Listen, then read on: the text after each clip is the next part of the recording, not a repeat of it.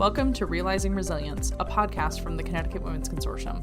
We're not behavioral health professionals, but we're your gateway to real conversations with the experts. Each episode, we'll delve into the vast landscape of mental health from personal stories to expert insights.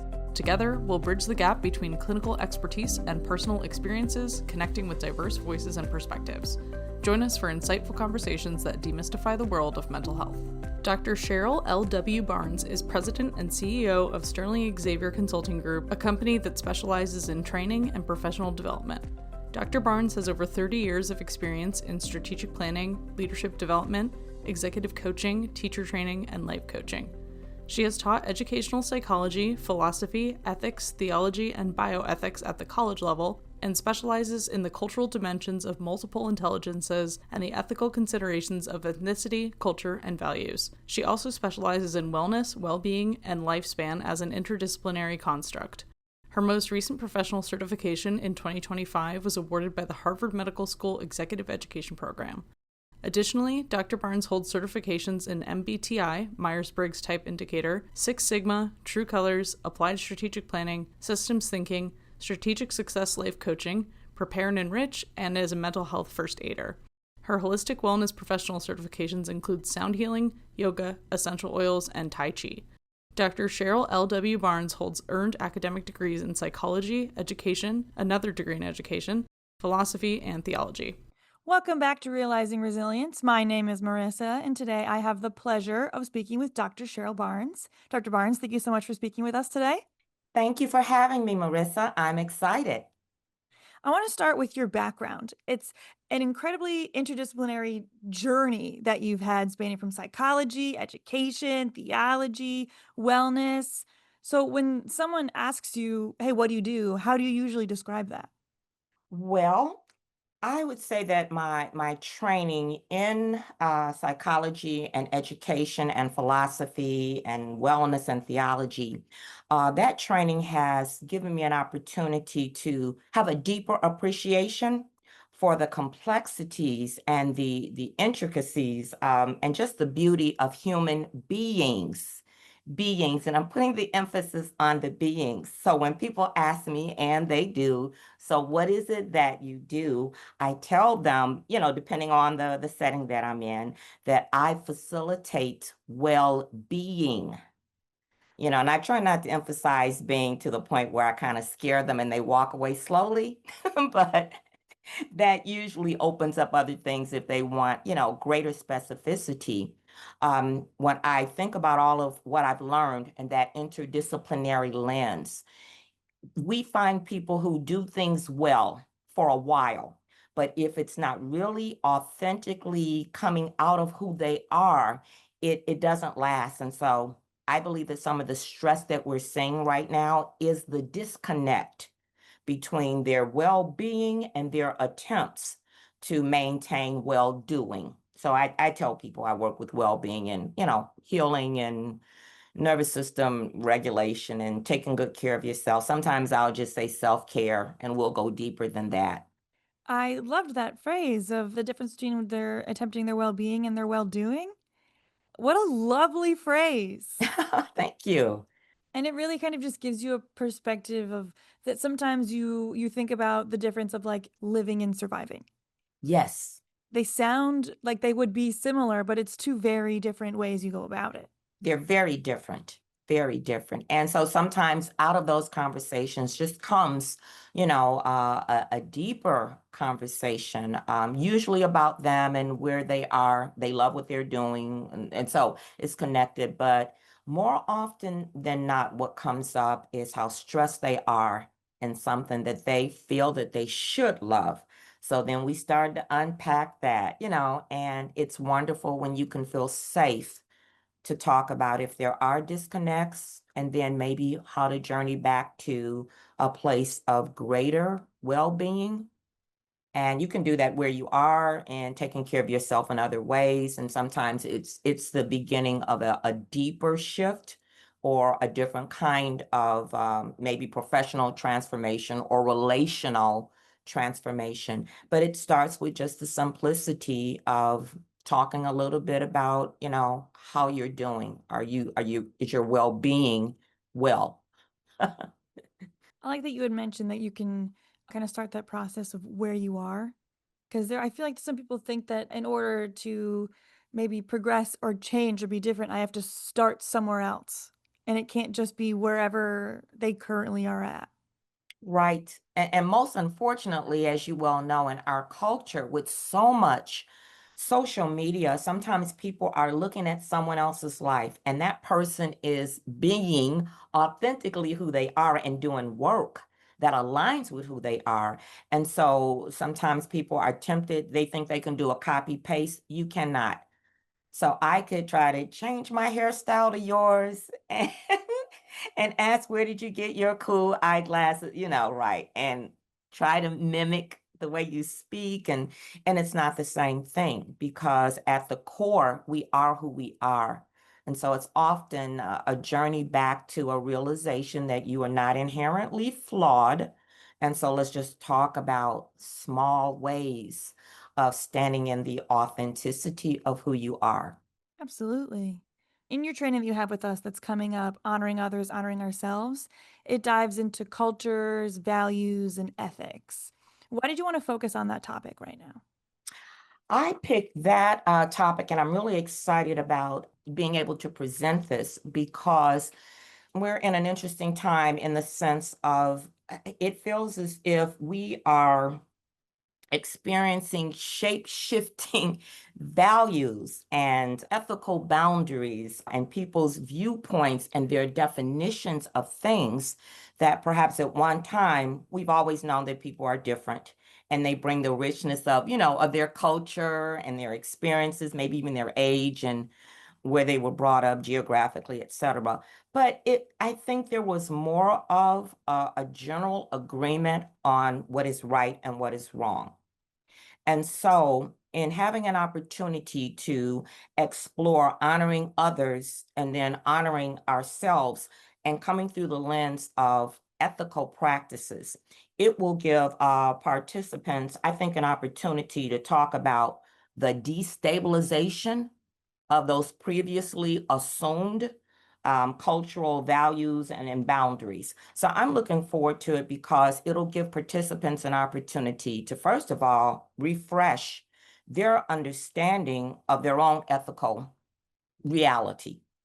And then hopefully from that, we can talk about what happens when you're in settings where if people disagree with what your ethical parameters are, your paradigms or your boundaries, what happens when they are not really listening and it's combative, or they want to cancel you, or they want to, dishonor you. And so I'm excited over the idea of saying, how can we go into conversations where we do not know what we're going to encounter? Literal conversations and just figuratively speaking. In the workplace, you're not coming in saying, hey, what is your ethical viewpoint?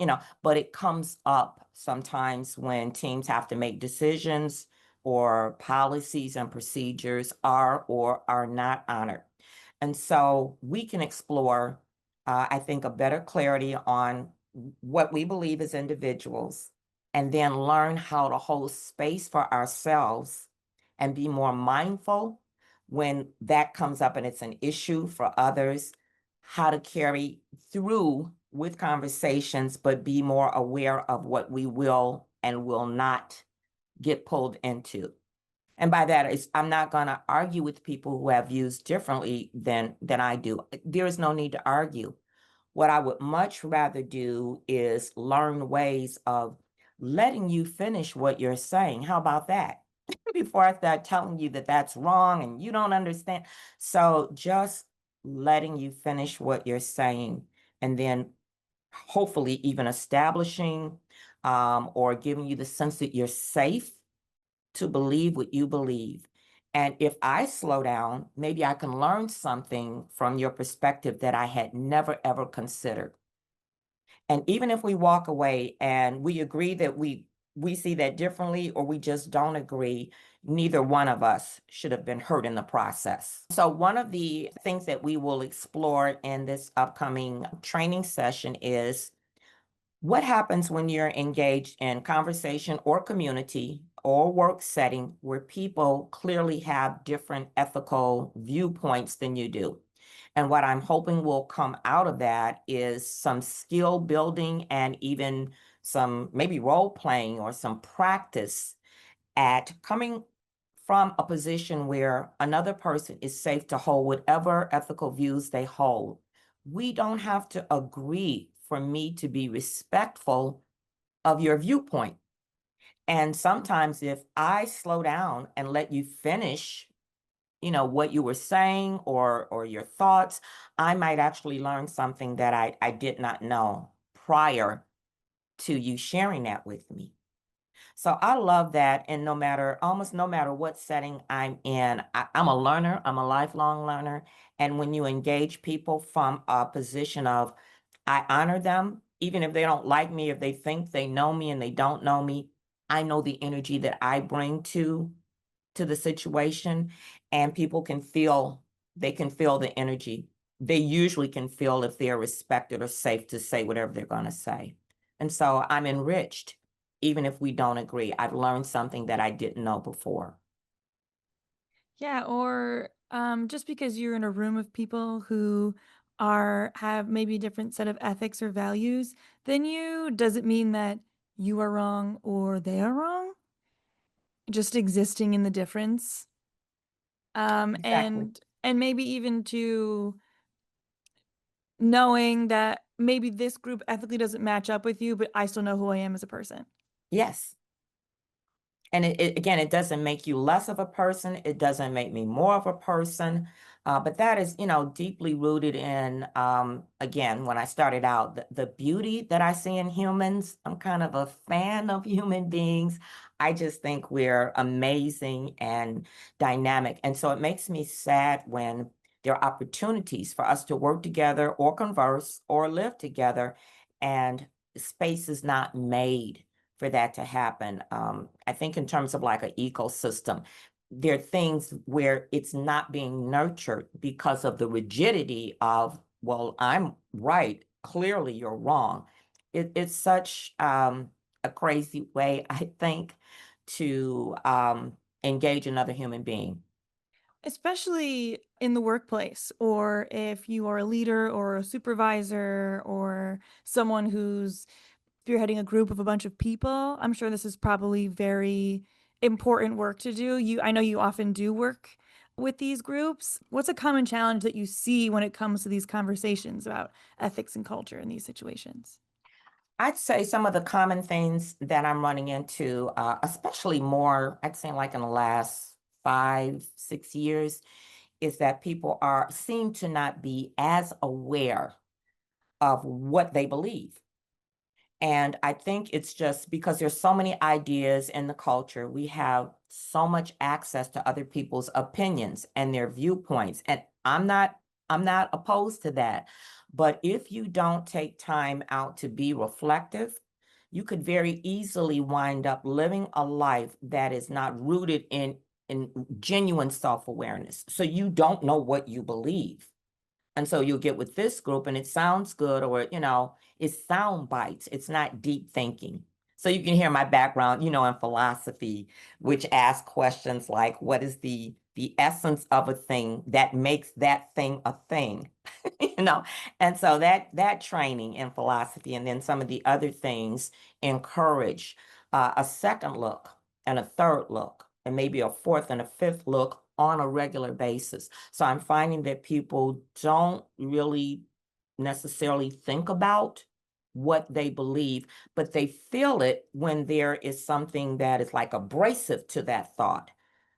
And so if you don't know what you believe, and what your paradigms are around anything, if it's challenged, sometimes you will react instead of respond. It's kind of like a self-protect. I get that, and we understand that in 2-year-olds, that's my toy, but it doesn't, it doesn't go well in the workplace where, you say something and I just know that's not right for me. So I cross my arms and pout and I'm not going to speak to you. Yeah, that's not a good look. And it's counterproductive to us working together as a team. or being just in each other's community and space. So I'm finding people don't know what they believe often. And I think in other instances where they are very clear on their values and their ethics, some of it is fear. Fear of being canceled, fear of being misunderstood, sometimes fear of being dishonored, fear of not being able to finish their thought or their sentence. It's kind of, if you've ever encountered a bully, I haven't in a long time, and we won't talk about what happened. I was about 7. But anyway, there sometimes is bully energy, and I've seen it in all kinds of settings where perhaps you're sharing with me something that happened to you. Say it's not even an ethical issue. Your puppy was missing. And before you can finish it, I overtalk you and say, that's not a big deal. Da, da, da, da. I have dishonored you, and I did it in like 2.5 seconds.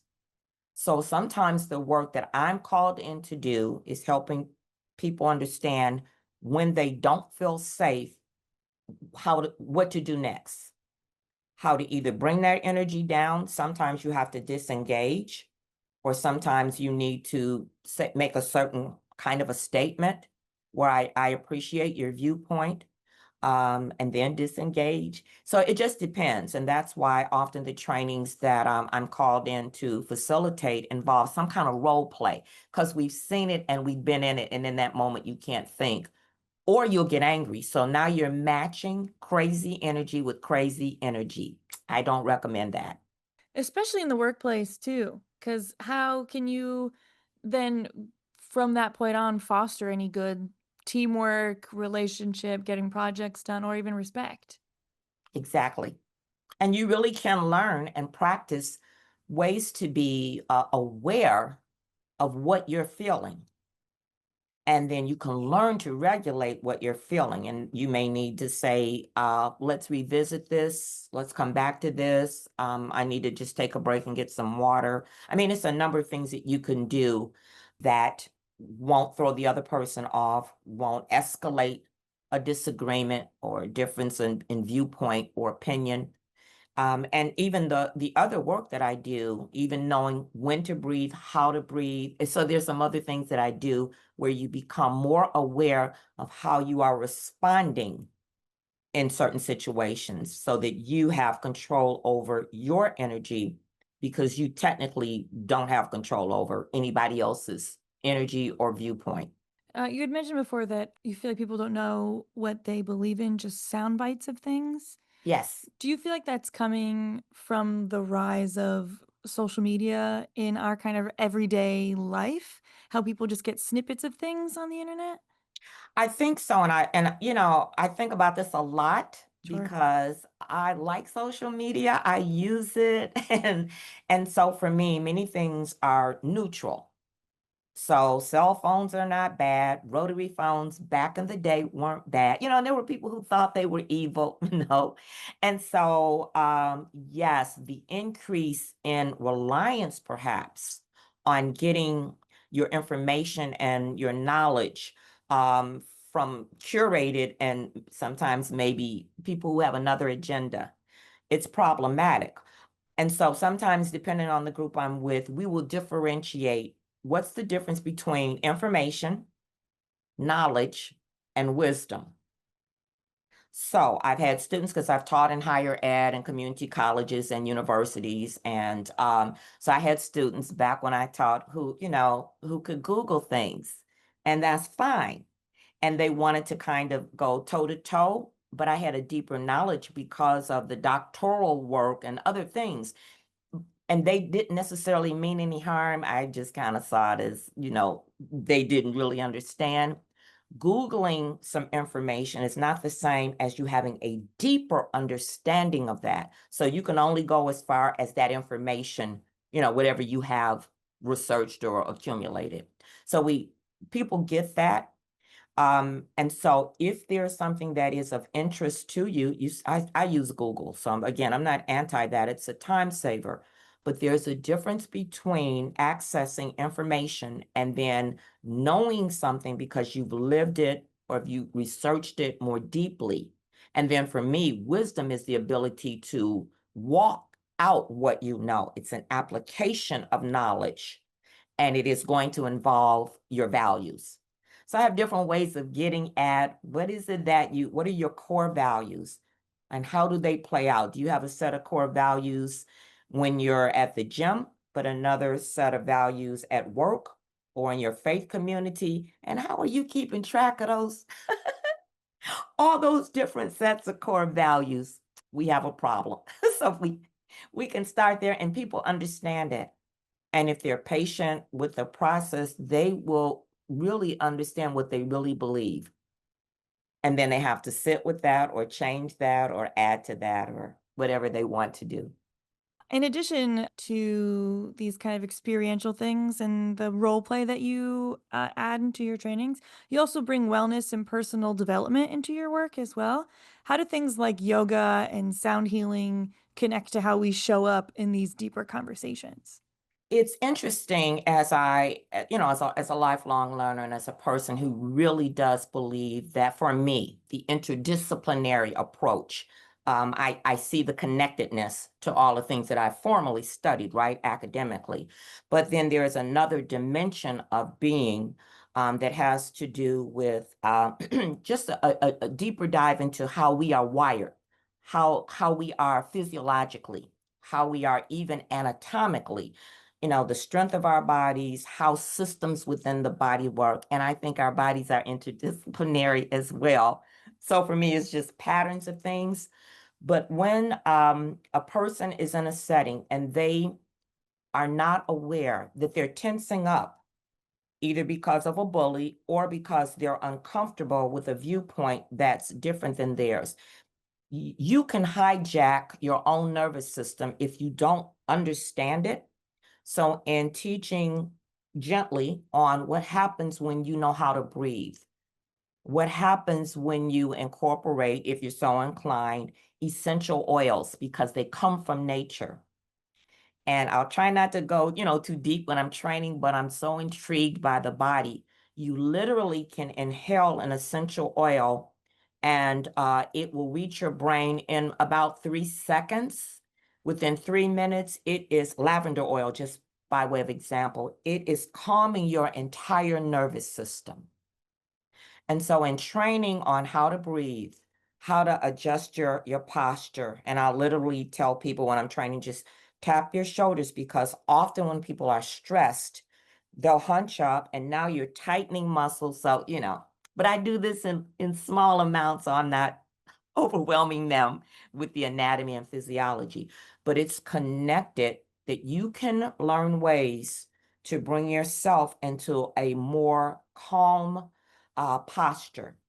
When you are calmer and not in fight or flight, you can think more clearly, you can hear better, you can think more creatively, and you're moving away from react, fight or flight. We were not supposed to be in a perpetual state of do I fight or do I run or do I fight while I'm running?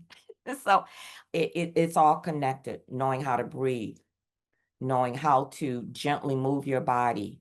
And I can explain why it works. And so it is a perfect complement for me in some of the other team building, leadership development, conflict resolution work that I do. It's an inside out approach.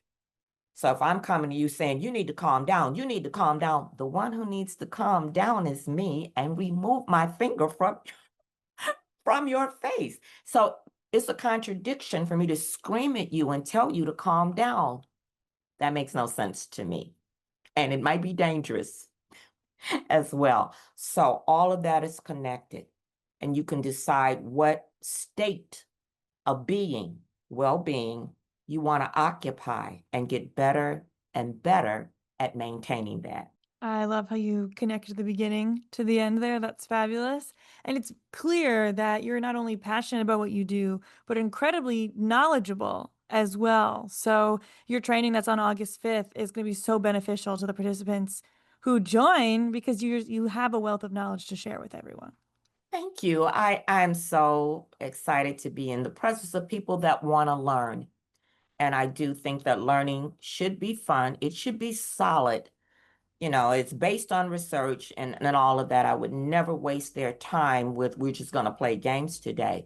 But Sure. I also think that learning should be enjoyable. And there's research that talks about you'll remember it longer if it was something that had meaning for you and elicited joy. But that's another conversation on the power of joy in what we do and in how we learn and how we move through our days. I appreciate you taking the time to speak with me today, and I'm very excited for your training. Thank you so much. Thank you for having me. Links will be in the description to sign up for Honoring Others, Honoring Ourselves, Understanding Ethical Practice on August 5th, and to learn more about Dr. Barnes and her work. Check out our links below to keep up with us at the Connecticut Women's Consortium. Thank you for tuning in today, and we'll see you next time.